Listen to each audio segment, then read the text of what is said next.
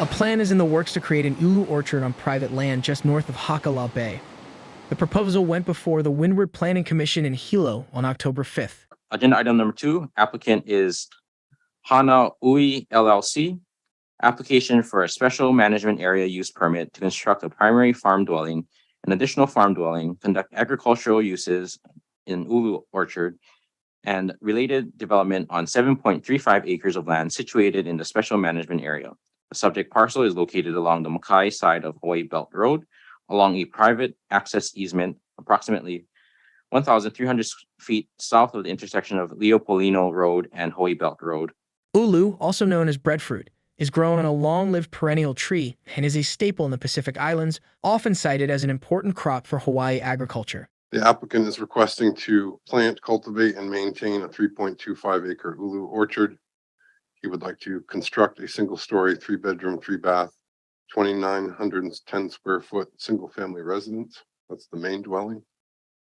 He would like also to construct a single-story, 2-bedroom, 2-bath, 1,500 square foot additional farm dwelling. This is an aerial photograph, an older one. At this time was really overgrown, and there was some sweet potatoes and ginger being grown on the property. As you can see there, there's some rows.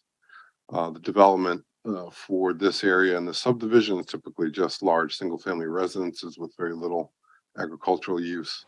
Planning officials noted that the topography of the area will present land use challenges. Although the agricultural activity will take place away from the steep cliffs that drop into the ocean. You can kind of see the cliff, how it kind of wraps around. And this was a strange one for the SMA because the shoreline, where the shoreline setback, then it moves into not a shoreline.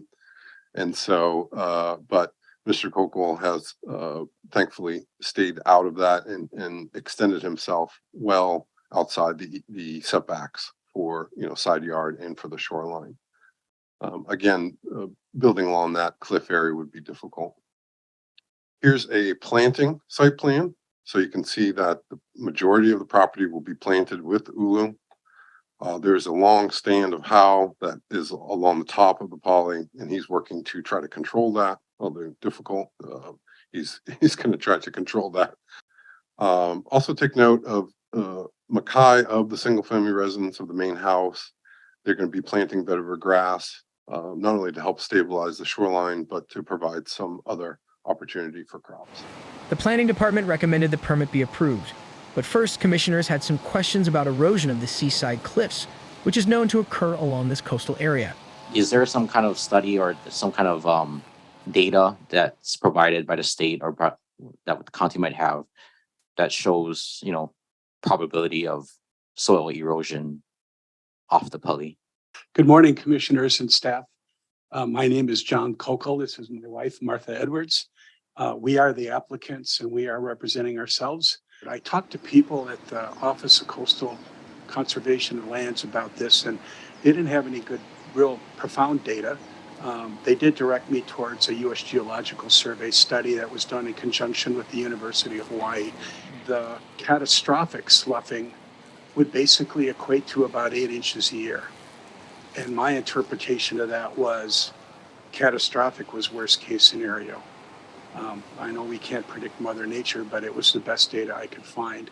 So when I learned that, we moved the house back as far back as we possibly could. And if that data somehow holds to be true, we've got about 240 years before the house would be in jeopardy.